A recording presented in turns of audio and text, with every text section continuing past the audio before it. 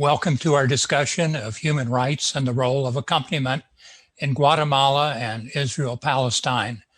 I am Alan Kellum. I'm with the Northern Virginia chapter of UUs for Justice in the Middle East. NOVA UUJME is one of nearly 25 UUJME chapters.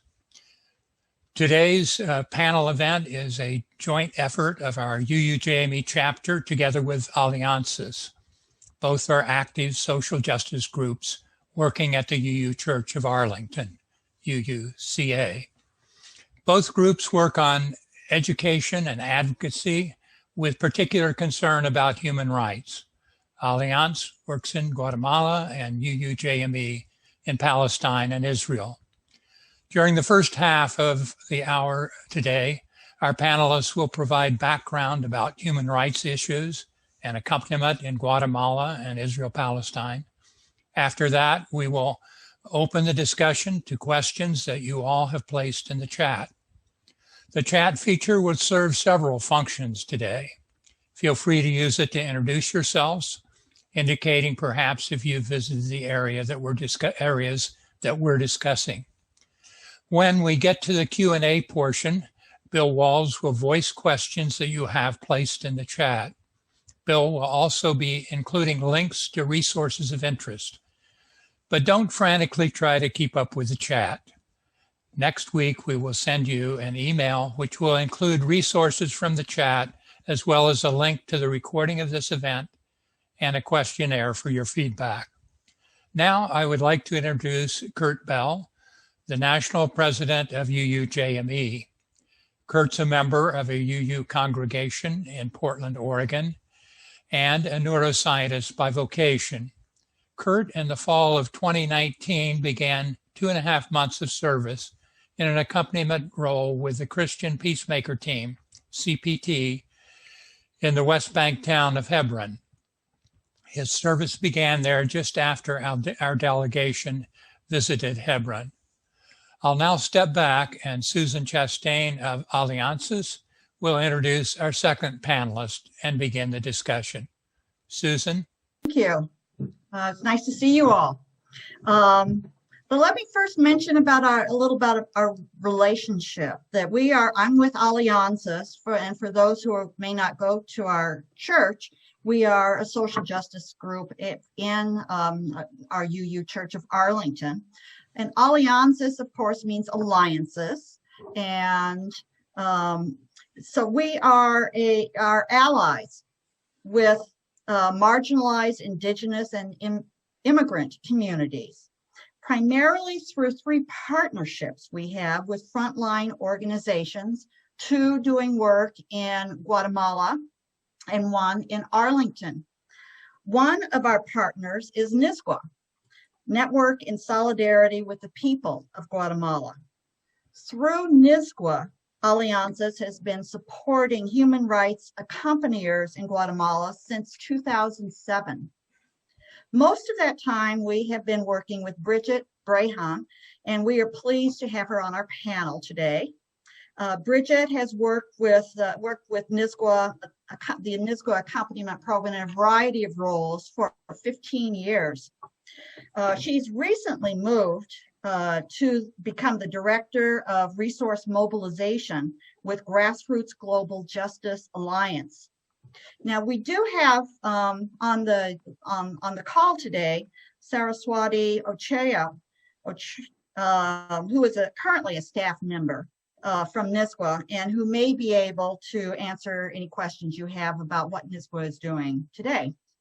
So with that, I would like to turn to our panelists.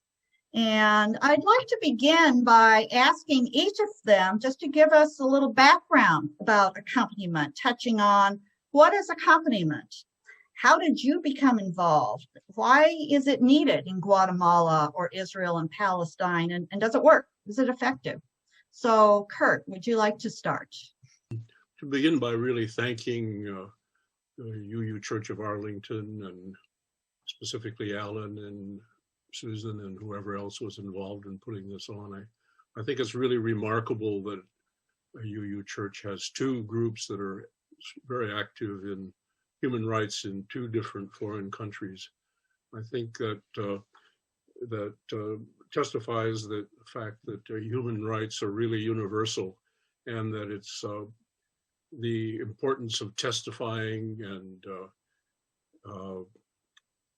documenting the human rights violations is also a universal responsibility. So it sort of reflects the fact that our first UU principle is the respect for the worth and dignity of every human being. And so I think I really appreciate that you have these 2 groups here and that you're setting this panel up. So accompaniment, as we're talking about it today, is being with people who are suffering from oppression, witnessing that oppression, documenting that oppression, and reporting that oppression to the larger world with the hope of eventually changing it and ending it. The big thought that I'd like to leave with you today is that we are all accompaniers, all of us. We share the earth with our fellow humans and are wired to feel compassion when they suffer from oppression. We all share a responsibility to know about oppression and to do what we can to end it. The direct witnessing of oppression by a few accompaniers like myself and Bridget in this case has most of its power really by sharing what they view and what they witness with the larger world, that larger world of accompaniers that we all are part of. Unitarian Universalists for Justice in the Middle East works for the human rights of all people in Israel, Palestine, and more specifically and particularly for the rights of Palestinians, because those are the people who are oppressed, the Palestinians. I've been on short UUJME delegations to Palestine, Israel, and I've also learned a lot from talks and reading, but all that seemed a little abstract to me a couple years ago, and I decided that I needed a more direct encounter with the Palestinian experience. So in 2019, as Alan said, I joined the Christian Peacemaker team in Hebron in the West Bank. I worked there for 2.5 months on that team. Christian Peacemaker teams are in Hebron, in Iraqi Kurdistan, on the island of Lesbos in the Aegean, in Canada, and in Colombia. And in each place, there's 6 or 7 individuals, a mix of indigenous people and internationals who witness the human rights violations in those places and report them in various ways to the larger world. Hebron's the only city in the West Bank in which there are settlements right in the middle of the city, in the middle of the old city. There are about a few hundred radical religious Israeli settlers in these settlements, surrounded by a city of 200,000 Palestinians. And the settlers are protected by about 2,000 Israeli soldiers and border police. The city is heavily militarized and heavily surveilled with checkpoints, 26 checkpoints throughout a small area of the old city and cameras everywhere. It's the site of continuing violence and clashes. Our regular duties on the team included monitoring of children going to school in the morning. Sometimes Palestinian boys would throw rocks at the checkpoint, and Israeli soldiers would sometimes come out, fire tear gas at the boys, rubber bullets, and very occasionally live ammunition. Sometimes there were arrests made and we would monitor those. At noon, we always accompanied kindergartners on their way home from school, from kindergarten to their homes. In the past, settlers threw rocks at the children as they went by. That hasn't happened recently because a fence, partly because a fence has been put up between where the Palestinian area is and the settler area. But so the rocks haven't been thrown recently, but the accompaniment continues. And that was always a delightful part of the day, to be with these very eager young Palestinian children. We also monitored the searches that all Palestinians must go through at the checkpoints. Whenever they move through the old city, they have to go through checkpoints. And so when moving in their own city to go to the mosque or to go shopping or to visit relatives, they have to go through a search to make their daily lives. We also reported on specific incidents. These included home demolitions, home invasions, and violent repression of demonstrations by the Israeli army. Israeli settlers were also responsible for much of the violence. The settlers there are real radical religious settlers who believe that the Bible entitles them to be the only people in the city, and that the Palestinians whose families have been there for millennia are essentially viewed as interlopers who don't belong. Settler attacks include rock throwing, violent attempts to take over homes, and occasional shooting. We documented incidents with photos and described what we saw in reports that were sent to UN agencies and various other places and archived on the CPT websites. We share the accompaniment work with other international organizations, such as the International Solidarity Movement. This was the movement that Rachel Corrie was a part of, that many of you know of, and with the Ecumenical Accompaniment Program in Palestine, Israel, the World Council of Churches program. And then, of course, there were many also, both Palestinian and Israeli organizations documenting with film and with stills the human rights violations.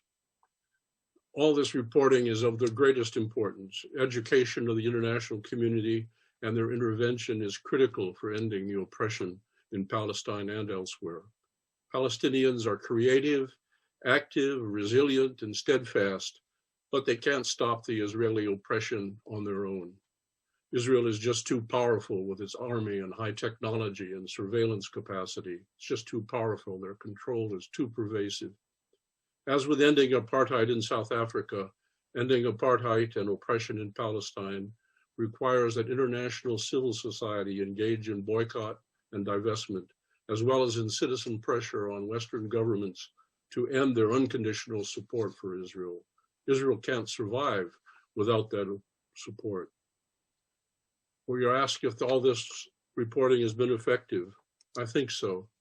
The facts of Palestinian oppression are now well known in the US and around the world and accepted. Israel has essentially lost the moral argument.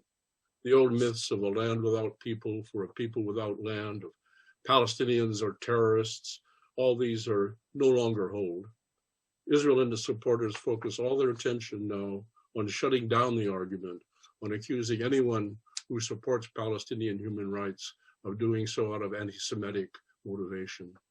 So now there'll be a lot more to say later, but that's what I'd say at the beginning here. Thanks a lot. Thanks, Kurt. And Bridget, could you give us a little overview of accompaniment and how you got involved and why it's needed and does it work? Yes, thank you again for having me. It's really a joy to be with UU's and Alianza's friends, some of which who I've been working with since I started at NISGWA a little over 15 years ago.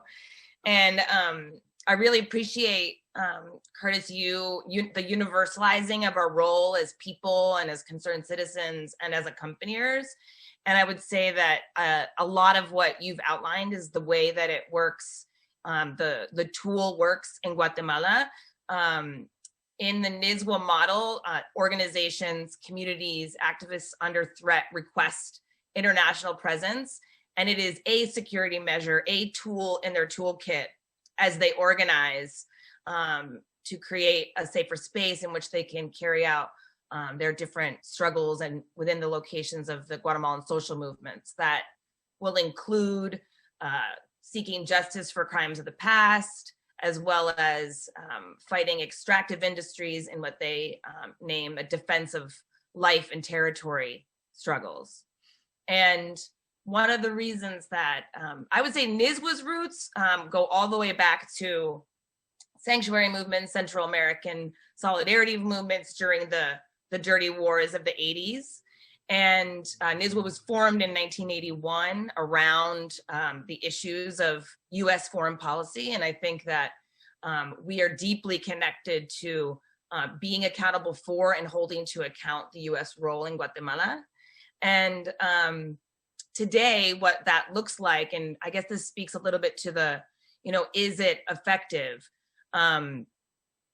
the NISWA model is very deeply founded on and based on relationship and long-term commitment.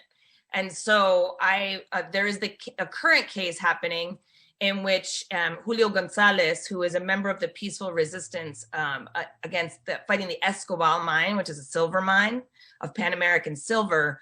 This is a struggle that has been accompanied by NISWA accompaniers for a number of years now. And there have been a lot of different junctures in which there have been threats against their peaceful resistance to the silver mine.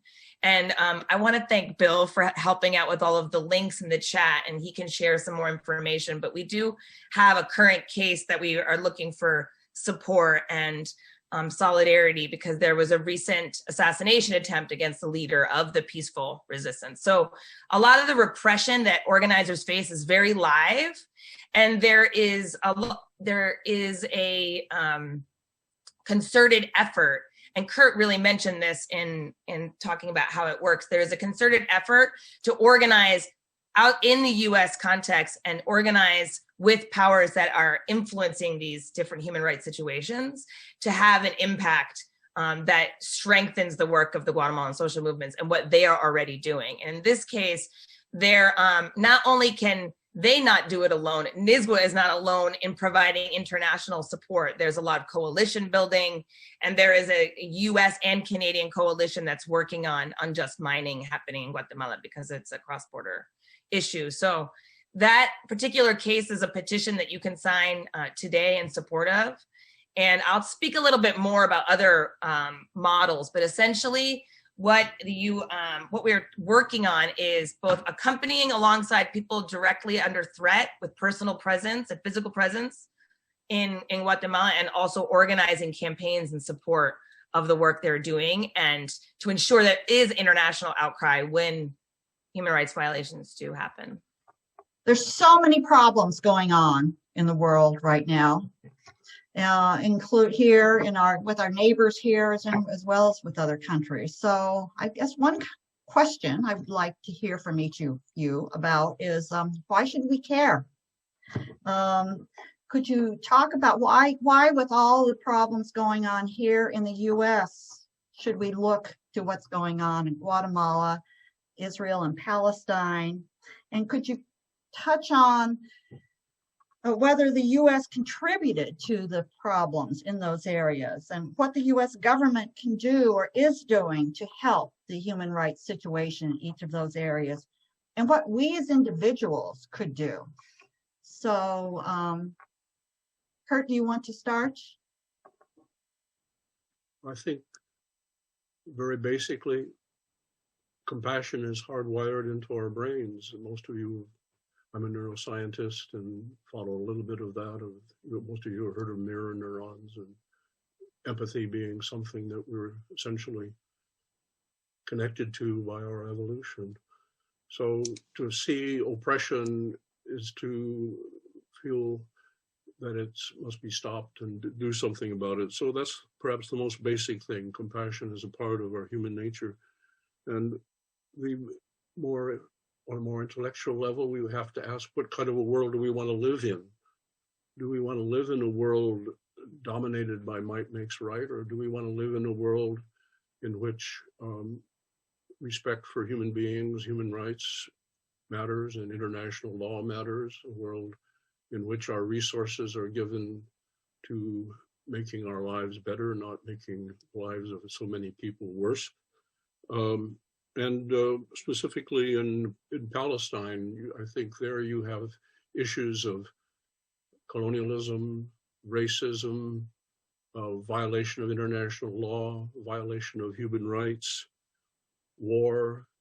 All of these things are resolve and revolve around the issue of Palestinian rights and Israeli oppression.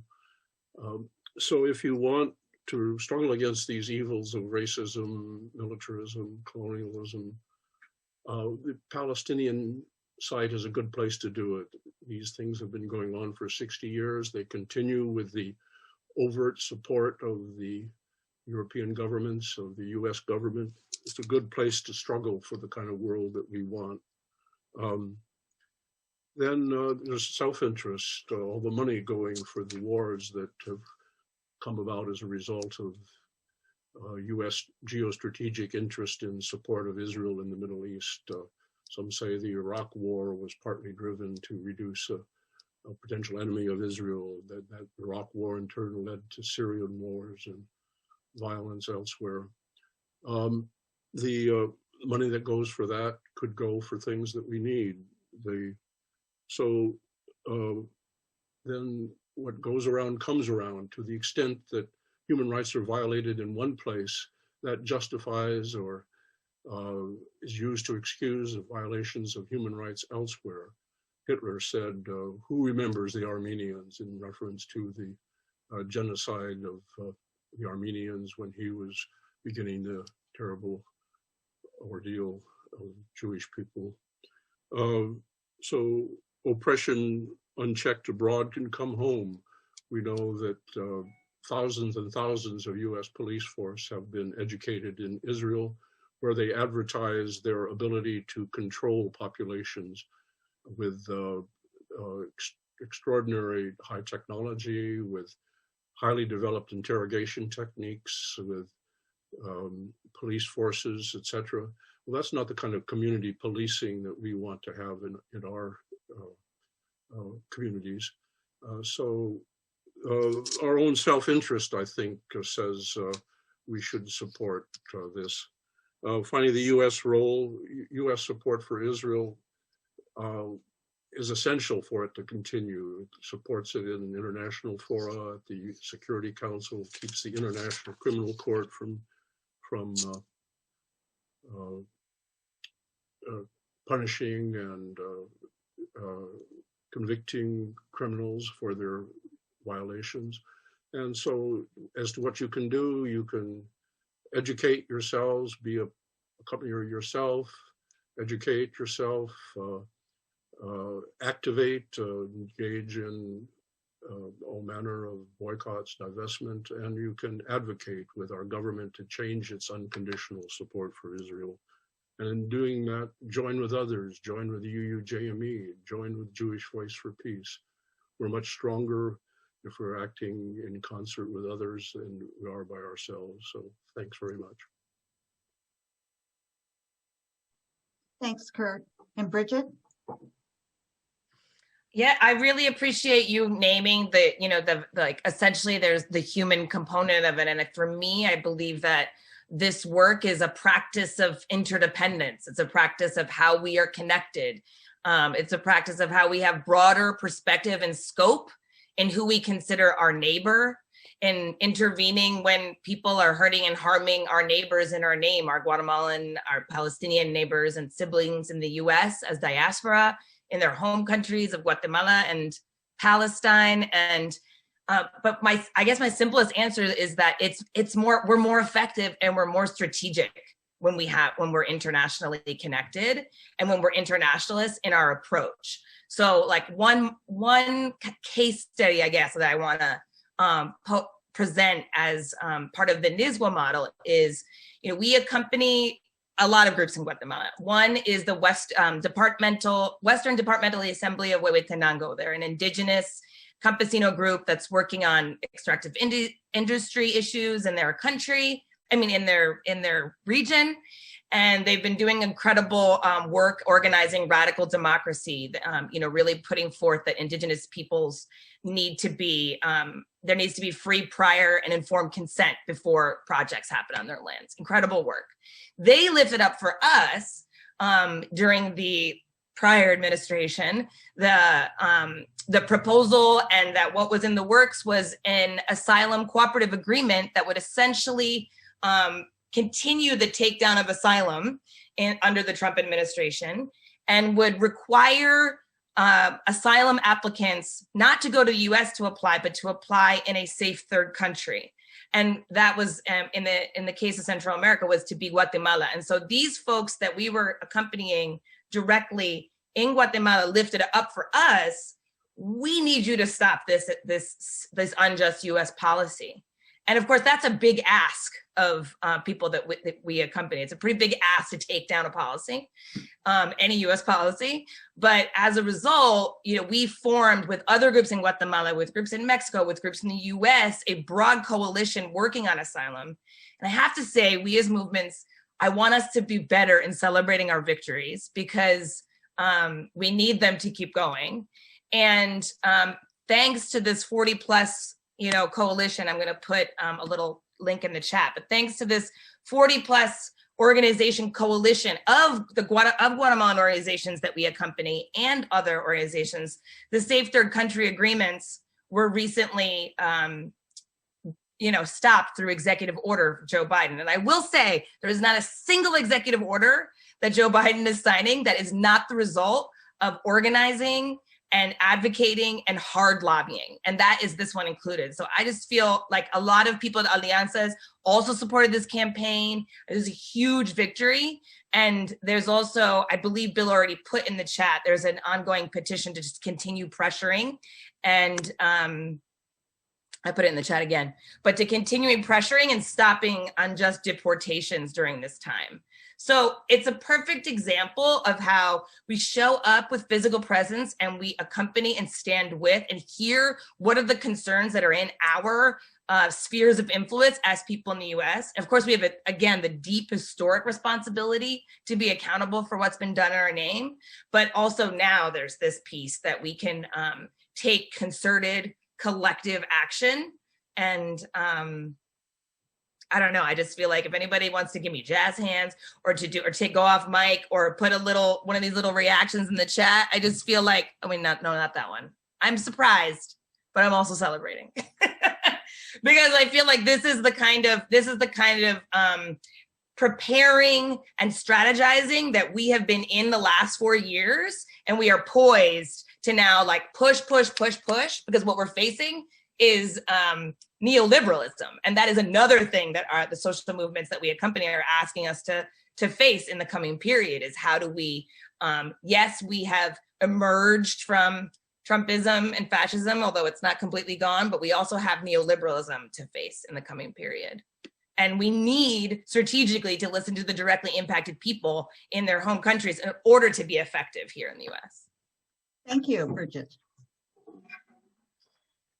So a question I've been wondering about is that since we have this dialogue with our two groups, so I have thought in the past about Guatemala and Israel-Palestine, and I think of them in some very different places in the world with different histories and lots of different conditions.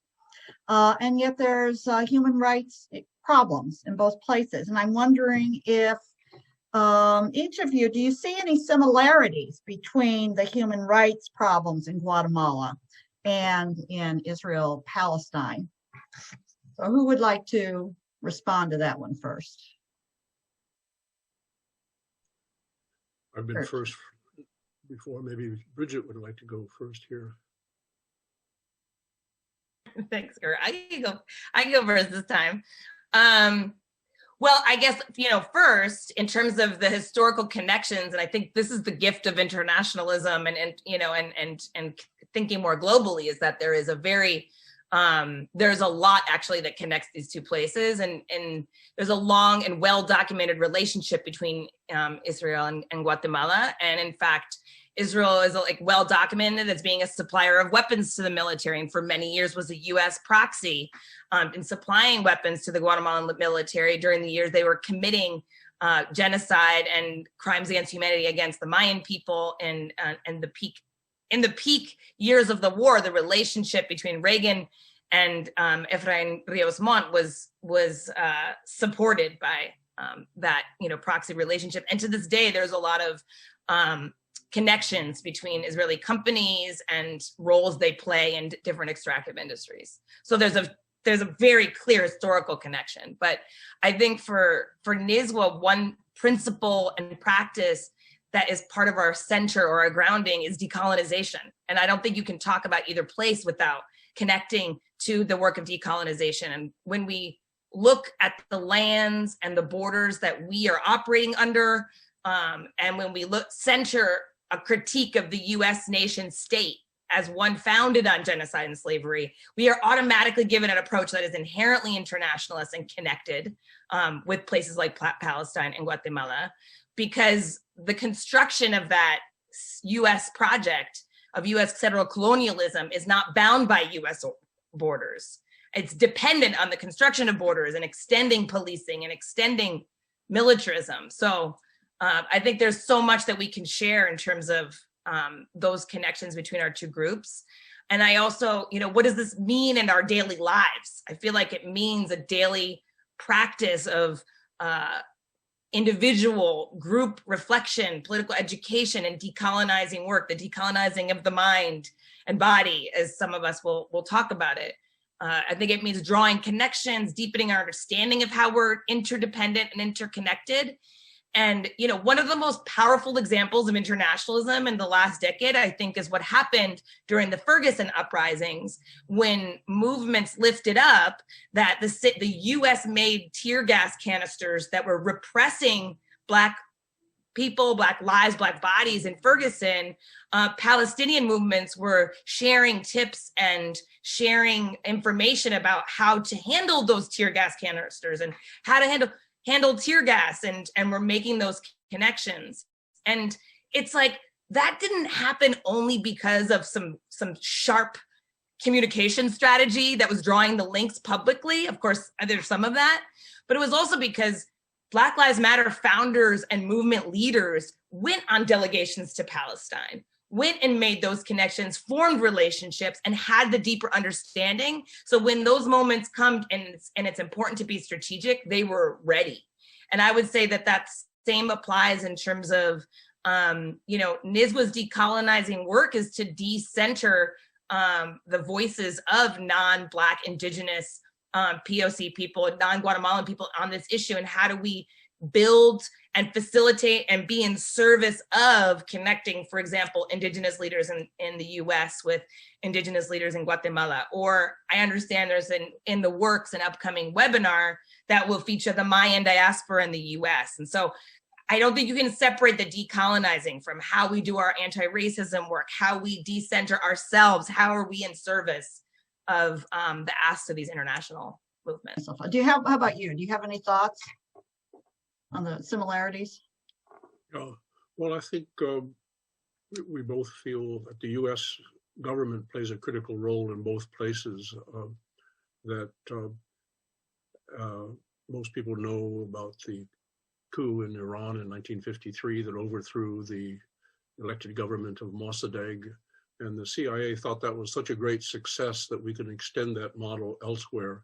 There was so little reaction in the US against this intervention that they said, well, let's do this in Guatemala. So when the Arbenz government, which was a sort of social democratic government, wanted to take some of the land of the United Fruit Company and share it with landless peasants, land that was not being used by the United Fruit Company. This raised such a ruckus with Alan Dulles and his brother, John Foster, that they evoked a coup in Guatemala against the Arbenz government. So reaction in the US, if it had been vigorous and strong against the Iranian backed coup, it might have been blocked further coups that were US got engaged in around the world. So our participation in what our government does is really important. I think someone said that the path to changing US foreign policy is through democracy. That if the government itself seems to represent powerful interests like oil companies and fruit companies and mining companies in many cases, but we as the people can perhaps counter that influence of these very powerful interests, neoliberalism, as Bridget said. So I think that that is there's kind of a somewhat of a difference between in Israel. I think the major support for Israel is because of our geostrategic interest in maintaining a very powerful military component to our efforts to control the Middle East in our interests. Geostrategic interests probably play some role in Guatemala too, to so-called, we wanted to keep communism out of Central America, for example. We want to have it more under our control. But in Guatemala, there's more direct support for US industries and Canadian industries. That's not such a big component in Israel, support for Israel, I think. There are companies like Caterpillar and Motorola Solutions and Hewlett Packard and Airbnb and Booking.com that make money out of the occupation in Israel, but that isn't a major component of our support for Israel, I think. So I think our awareness of these things and our action in the light of that awareness is part of our role as I said, as accompaniers for people in other places who are suffering from the effects of their own oppressors and our support for those oppressors. Thank you. So now we come time to hear your questions. When we were putting together this panel, we initially thought it just might be interesting to have a conversation between our two groups. One of the biggest challenges we had is there's so many issues. And so what we decided to do was just try to hit some high points and then leave it to you all to ask, because there's just this is such a rich discussion. Bob has a very good question here, Bob Dennison. What impact do you think the Biden administration will have on the situation in Palestine, and especially with support for suppressing the pandemic and advancing other public health measures? Isn't that in our own self-interest? So what impact do you think the Biden administration will have on the situation in Palestine? I think, Bridget, you went first last time. I think we'll toss it up to Curtis. Well, I think it's a very interesting time that I think the issue of what the Biden administration will do with regard to Palestine is kind of in flux. On the one hand, they've appointed the Secretary of State Blinken, who is, from our point of view, a very terrible choice. He's a strong Zionist. He supported the war in Iraq. He supported war in Syria, war in Libya. He worked for a company that made it easy for US corporations to get contracts from the Pentagon. And he has made statements that Israel is our undying friend, etc. On the other hand, they have appointed Robert Malley to be the intermediary with the negotiations with Iran. And Robert Malley is a reasonable person, both with regard to Palestinian issues. He's the leader of the International Crisis Group. They have said they would restore funds to UNRWA, but they haven't done it yet. What they will do with regard to Iran agreement, which is heavily opposed by Israel. It's in our own interest to form this agreement, to head back into it, but whether they will or not, it's a question. And I think the questioner is quite right in saying that it's in our own interest to see that more people in the world are vaccinated, that the vaccines get out to not just, actually in Israel's self-interest, that not to have a pool of half the country with no vaccinations, a constant pool of reinfection and mutants and so forth. So yes, I believe the US should support Israel if in its vaccinating not only their own citizens, but the Palestinians over whom they have complete control also.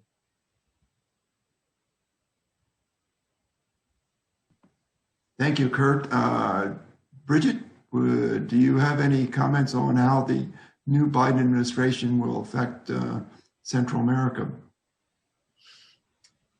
Sure. I mean, I think that the Biden administration, first of all, there's this untangling and undoing of all the harmful policies that were implemented in the last administration. And a huge chunk of that, as I mentioned, that we're working on is, the assault on asylum forever, globally.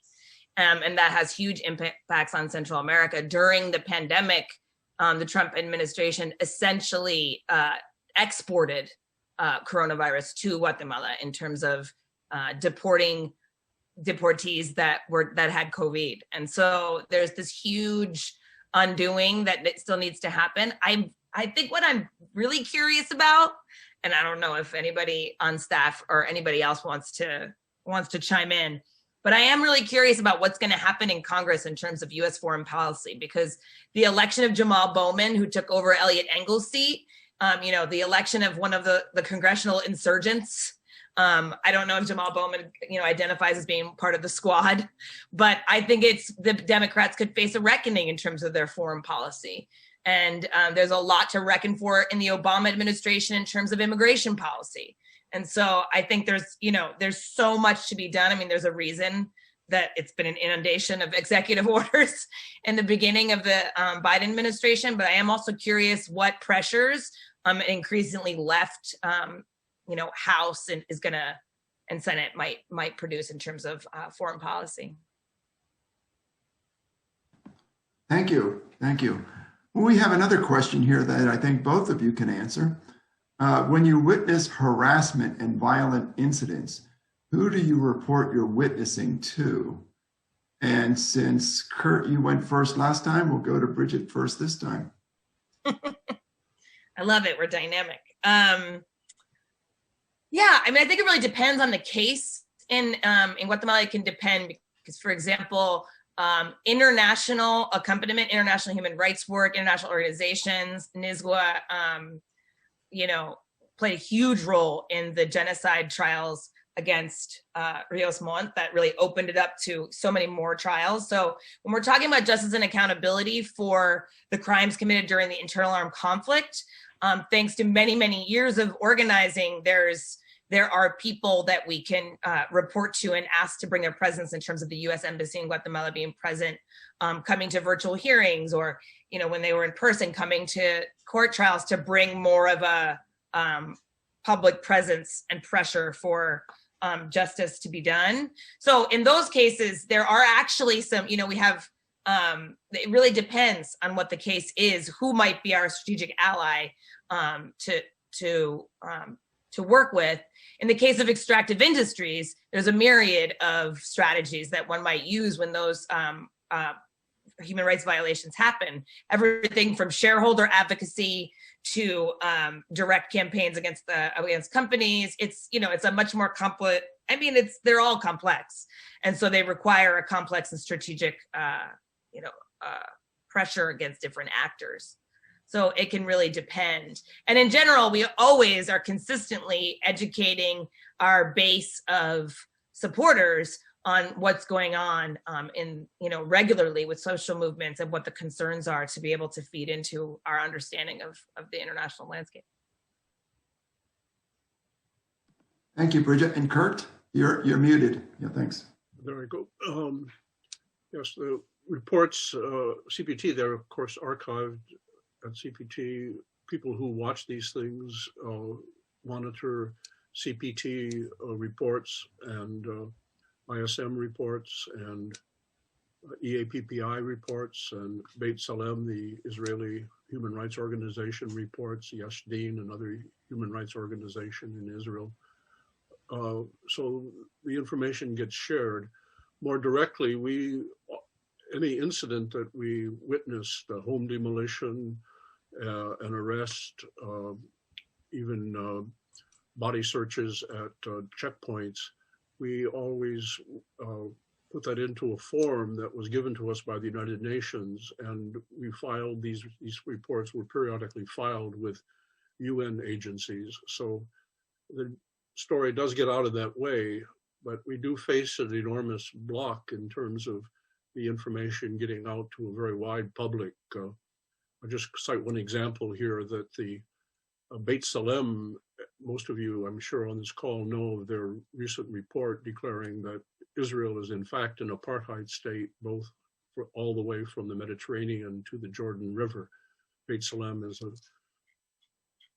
long lasting Israeli organization that monitors human rights violations of Palestinians.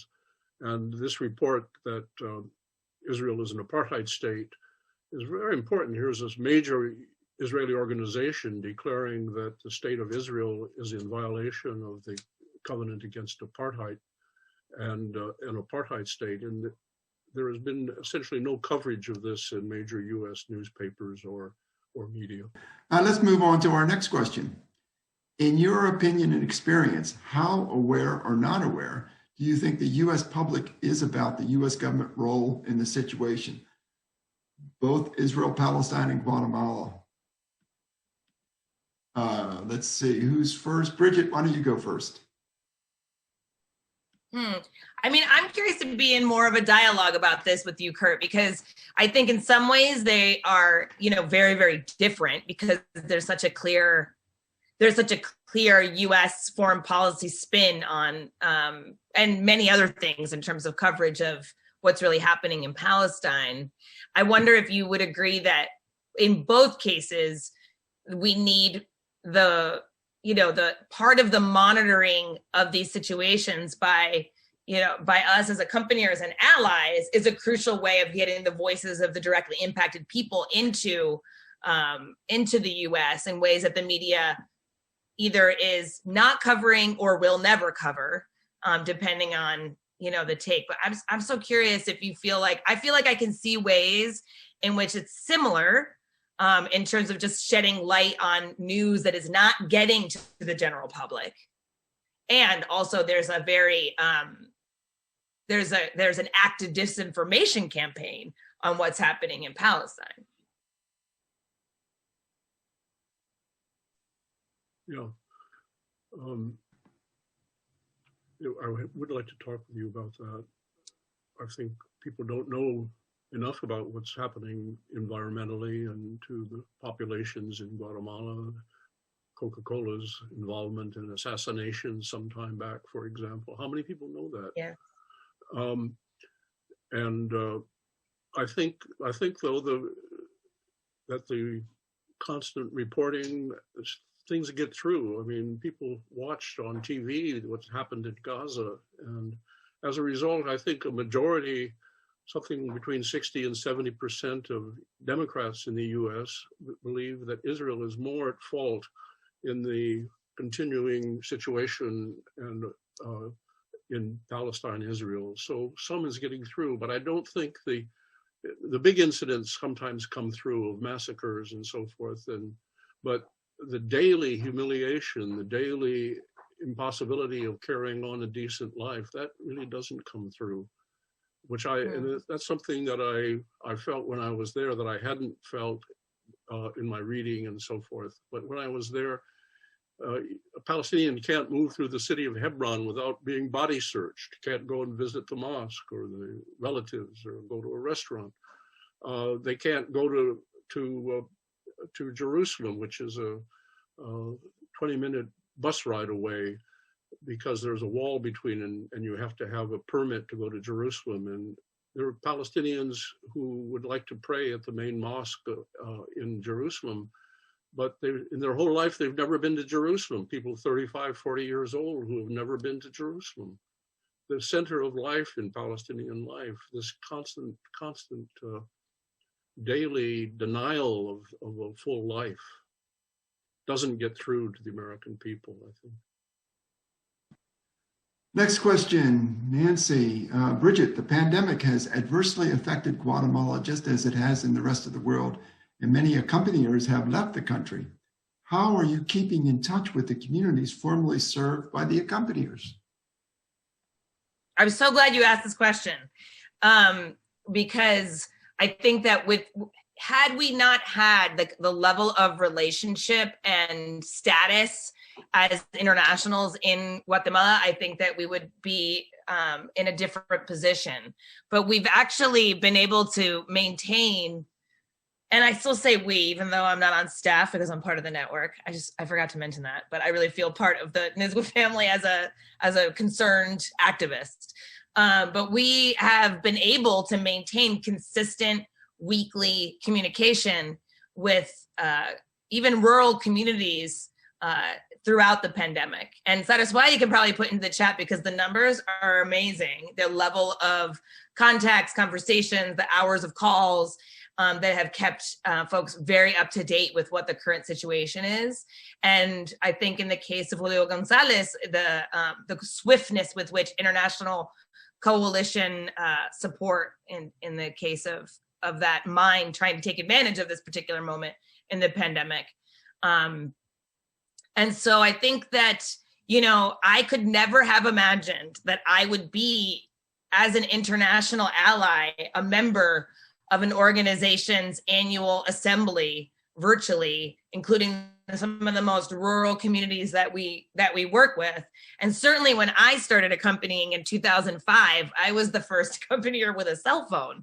And so we've just had this huge opportunity in terms of, also, there's still a big technological gap, but people have found a way to work around it in terms of the chats and, you know, WhatsApp chats and Signal for security. And people are very agile, adept. And so they've continued their organizing, even as within the country, they have not been traveling. And so we've been able to maintain a very heavy presence virtually. And I think we're all finding that there are things that we hope will continue, and there are things we can't wait to get back to. And I think one of the things that will continue is the level of virtual presence and strategizing that we can do across distance. You know, for example, the 40 plus congressional lobbying meetings would have happened differently if we were trying to fly everybody to DC. And so and the presence of directly impacted communities in Guatemala in those lobbying efforts would have been different. And so I think that there's no doubt that we believe in physical presence, but thankfully we have, 40 years of in-country relationship that we can rely on to make the virtual communications really robust. I'm curious what it's like in Palestine. Yes, Kurt, I think you're up. I would say something very similar, that CPT we've always had 3 and 4 indigenous Palestinians who worked with us, and they have continued to work and recruited a few more, so that our work continues in Hebron. Now the observations are made and by people from the city itself. This has some advantages. They speak Arabic very very well, and so they can communicate better with people who speak no other language. They know the system much better. They live there, they've endured it. On the other hand, internationals provide a higher degree of protection in the event of some kind of incident or other. The military or the settlers feel more free to transgress decency if there are no internationals present. So there are a few pluses and some definite minuses, but the work continues with the people that we've established relationships and have helped us over the years. Thank you, Kurt. We had one comment in here. In her 27th January confirmation hearing, Linda Thomas Greenfield, President Biden's nominee for U.S. Ambassador to the United Nations, issued a full-throated denunciation of BDS. I don't want to get into the political side of things, but yes, this administration does have a different voice than, say, the previous administration. I'll put it this way. In that, I have a question for Kurt. Oh, go ahead, Bridget, please. I'm going to mute myself. I just wanted to sneak in one question, because I think that, one of the reasons is, this occurred to me when was asked the question, what does the general public understand about Guatemala? And I think that all of our work has changed because of the diaspora and a new generation of first generation folks, of people who fled in the 80s, and in the way that we are called to transform the makeup of NISGWA, of accompaniers, of this activist base, to better reflect the Central American and indigenous diaspora of Guatemala. And so I'm just curious, the role of Palestinian diaspora also in the work that you do. It's very important. I think in the early years of shortly after the Nakba, there were very few Palestinians that were very fluent in English. Yasser Arafat was not the most public relations prize for American people. But now there are many, many, many young Palestinians who have grown up in this country or in Europe who are extremely articulate, very knowledgeable about the situation and speaking out. And the same is true to an increasing degree of the Arab American community, of the Muslim American community. They are beginning to speak out more. And so this role of the diaspora, which has been somewhat muted up until maybe the last 10 years or so, is now much more out there and much more important in the overall.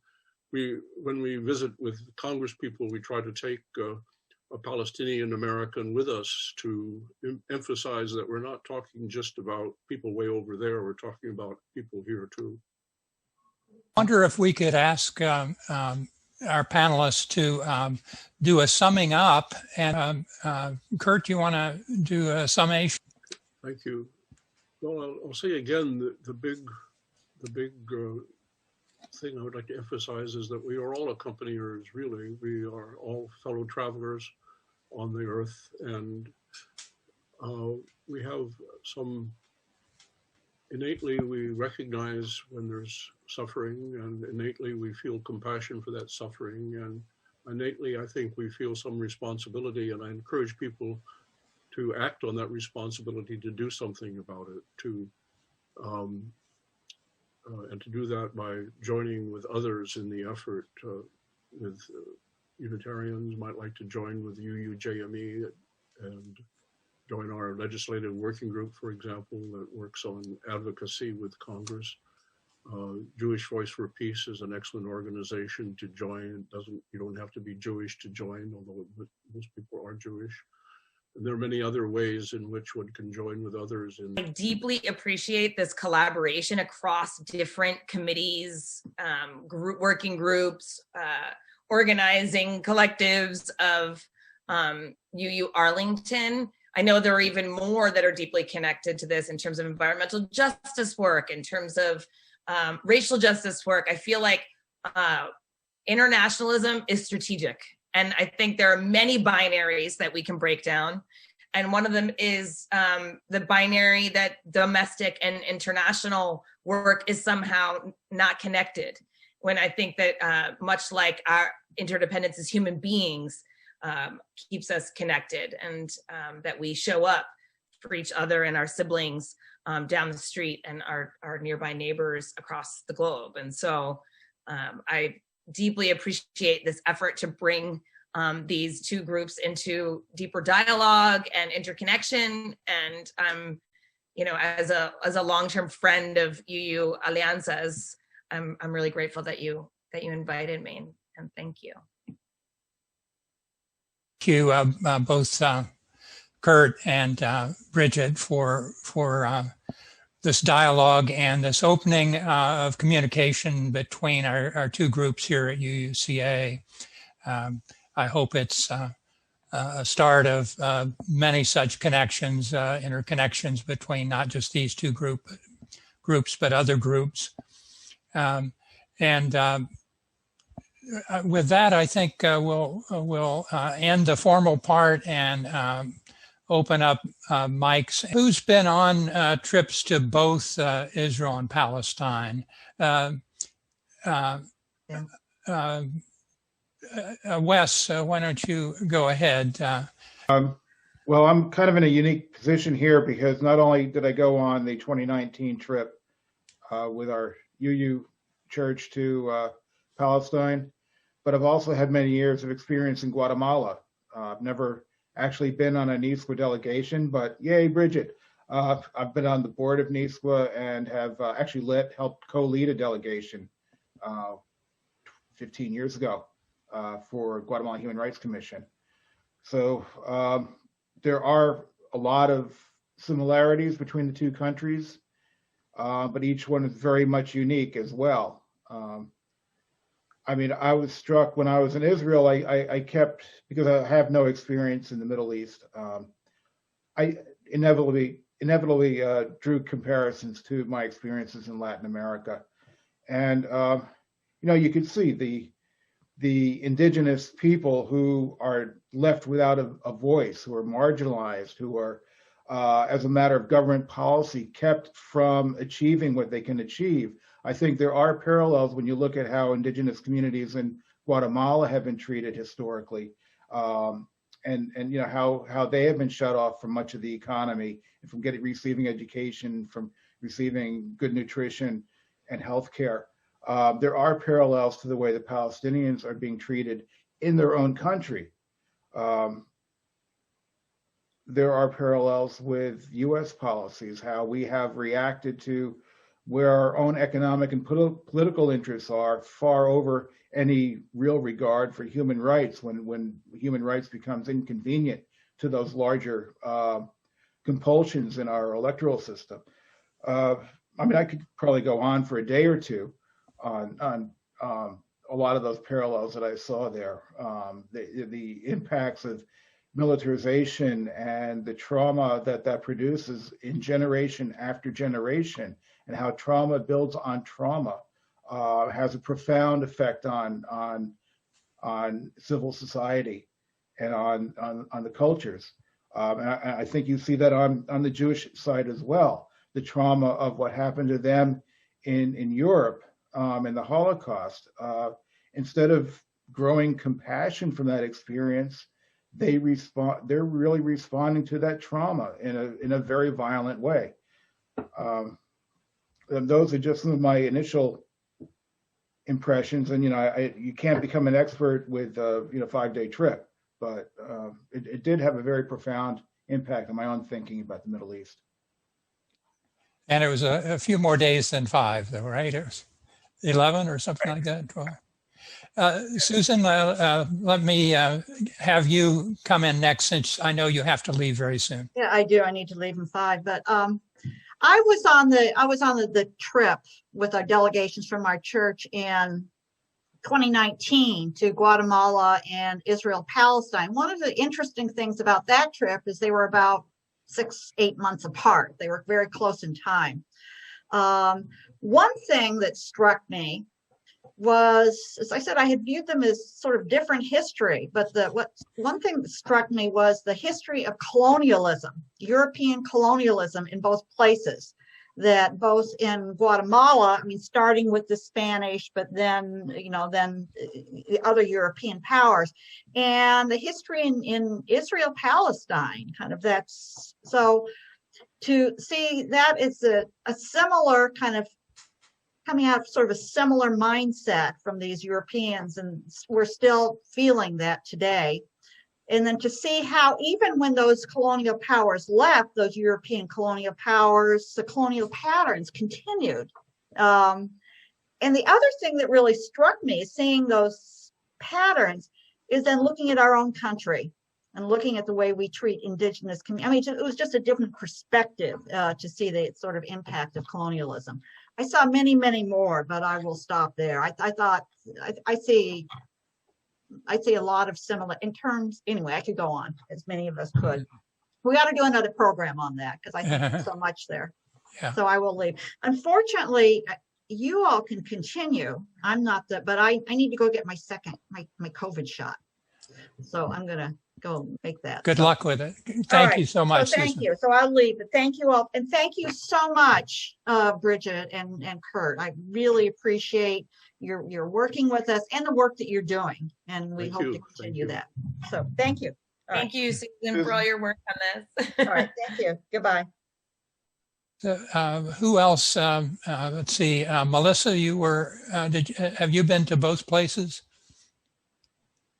No, Alan, Bill went to Guatemala. I only went by default. No, I didn't go to Guatemala, just to Israel, Palestine. Did you see Accompaniment, Melissa, while you were in Palestine? I think you did, probably in Hebron? In Hebron, right. We were guided by, similar to what Kurt described, a Christian organization. I can't remember the group that toured us through the old city there and the Palestinian side as well. And you were there just a week before before he came, I think.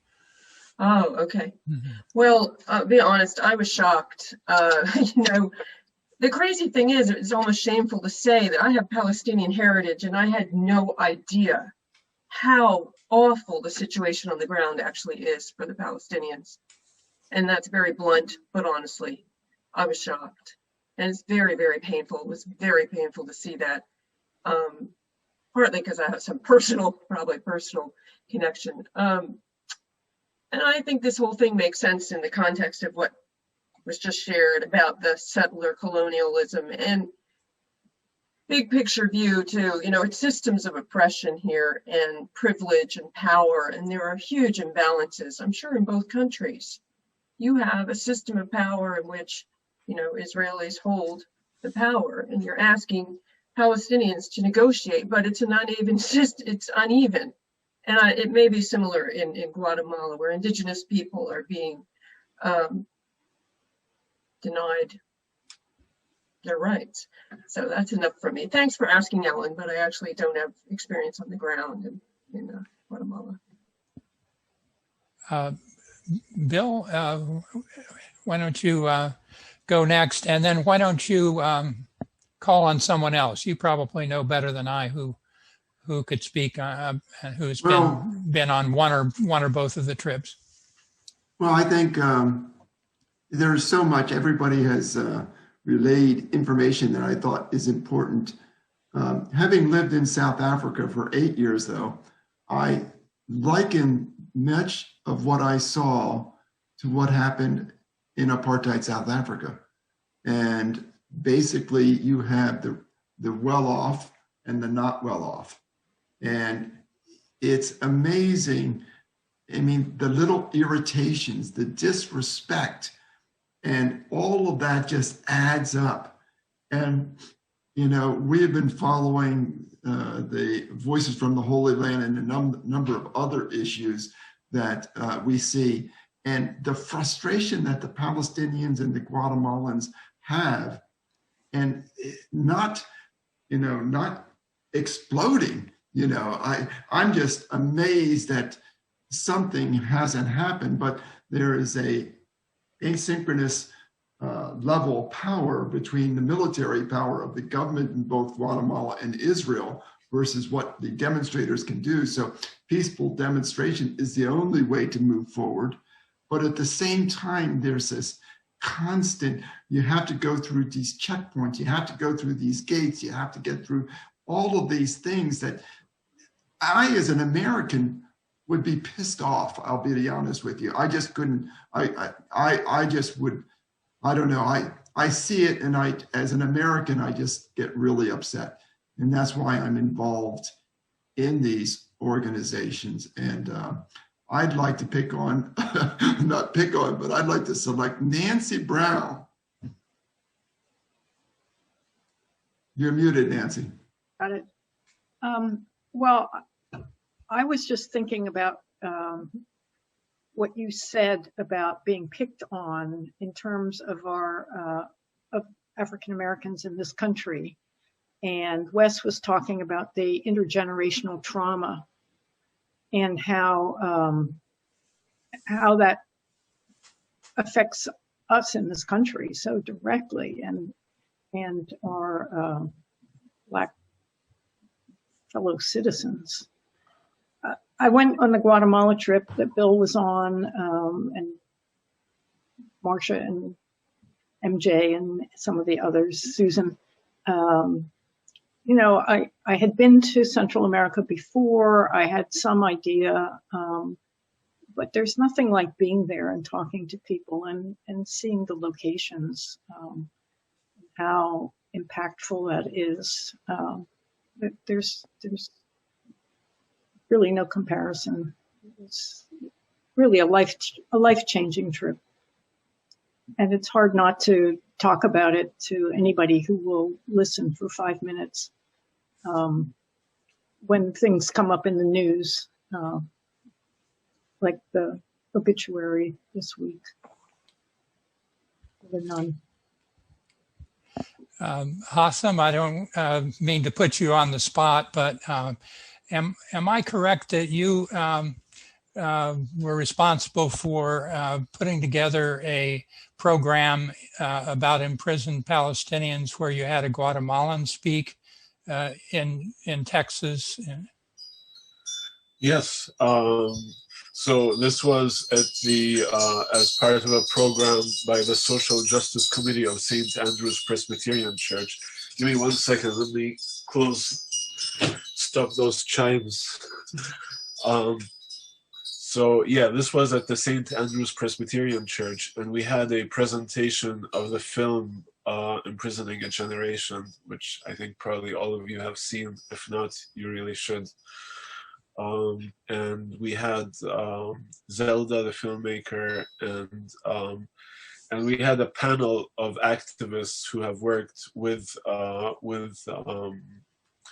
different immigrant families who have been affected by immigration policies. But yeah, one of the speakers was a Guatemalan kid, and he's in asylum at the church. So it is a sanctuary church. I'm in Austin, Texas, which is also a sanctuary city.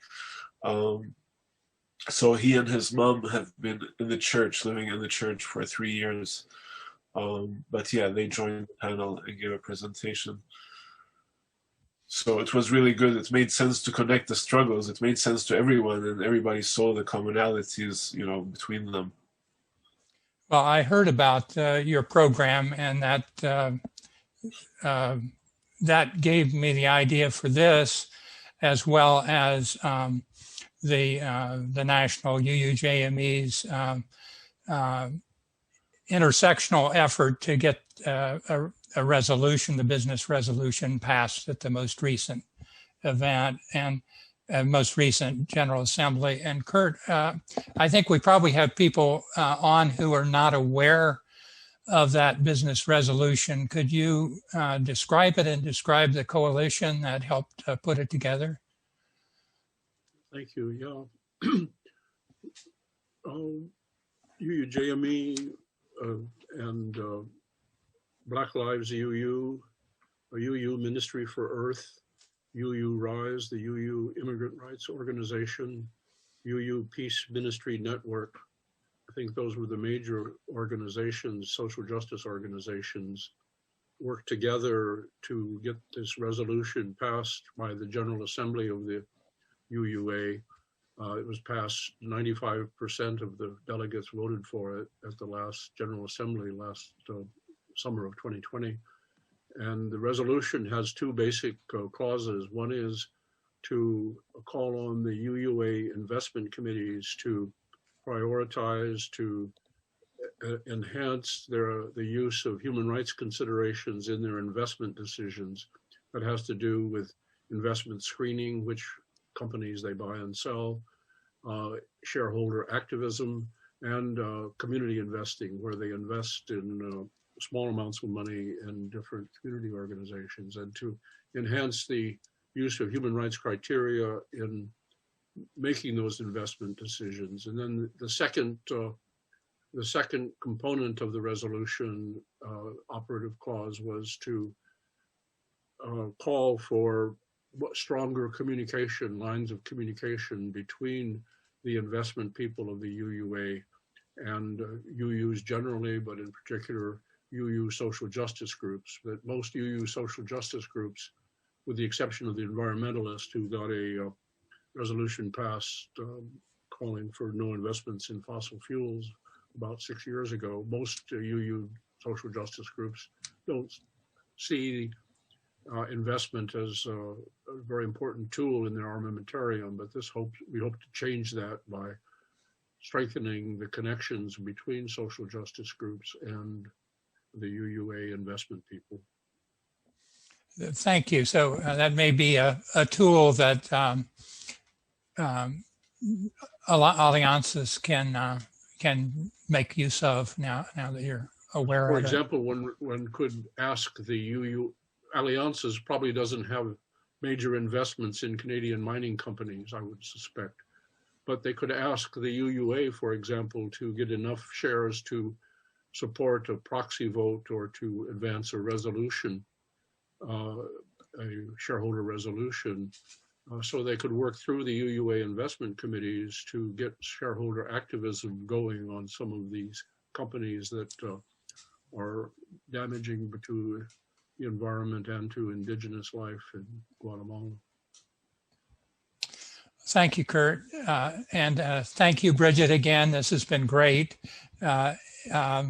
We're now 20 minutes beyond what we said we would go to, but this has been well worthwhile. And I'm sure we'll have other events like this in the future. Alan, could I just add that I think everybody, if they have a chance to go either to Guatemala or to the Middle East, to have a dual narrative, go there. And people don't believe us when we come back and we relay these stories. You need to see it for yourself. It's one thing to read about it. It's another thing to actually go and see these places. And I would make sure one of the takeaways here is if you have an opportunity, take the opportunity to see what is happening. Thank you. Thank you, Bill. All right. Thank you all. And until next time, bye.